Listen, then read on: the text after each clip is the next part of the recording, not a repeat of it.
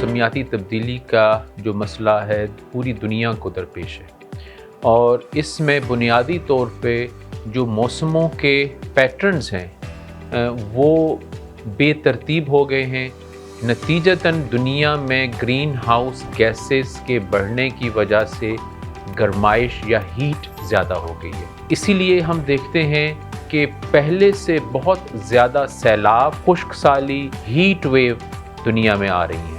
پاکستان بھی اس سے متاثر ہے۔ جو انپریڈکٹیبل ویدر سسٹمز ڈیولپ ہو گئے ہیں، جیسے اس سال بہار کا موسم تھا، وہ سمجھیں کسی نے انجوائے ہی نہیں کیا، اس سے پہلے ہی شدید ہیٹ ویو شروع ہو گئی۔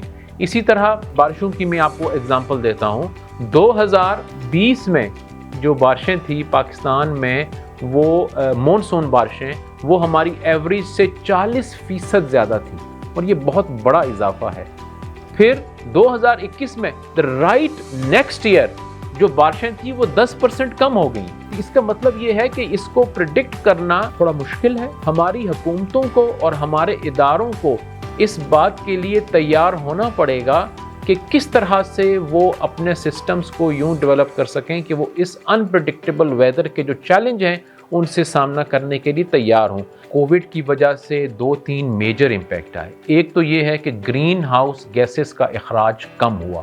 مثال کے طور پہ اگر ہم 2020 کا سال دیکھیں تو اس میں تقریباً on average 2.5 billion ton greenhouse gases کا اخراج کم ہوا ہے، جو تقریباً 7% بنتا ہے۔ اور اس میں جو سب سے زیادہ فرق پڑا وہ اپریل کے مہینے میں پڑا، جس میں تقریباً 17% گرین ہاؤس گیس ایمیشن کم ہوئی۔ اور یہ کیوں کم ہوئی کہ ہماری اکانومی پوری دنیا کی سٹینڈ سٹل پہ آ گئی۔ لاک ڈاؤن ہو گئے تھے، موومنٹس کم ہو گئی تھیں، فیکٹریز بند ہو گئی تھیں، ٹریولز ختم ہو گیا تھا تقریباً۔ یہی چیزیں ہیں جو گرین ہاؤس گیسز کا اضافہ کرتی ہیں۔ تو basically covid standstill has shown اس in a very fast forward manner what could be the challenge from climate change in long term۔ کہ climate change کی وجہ سے بھی بدستور ایک ایسی سچویشن آئے گی کہ ہماری اکانومی، ہمارا سسٹم جو ہے ارتھ کا، وہ سٹینڈ سٹل پہ آ جائے گا۔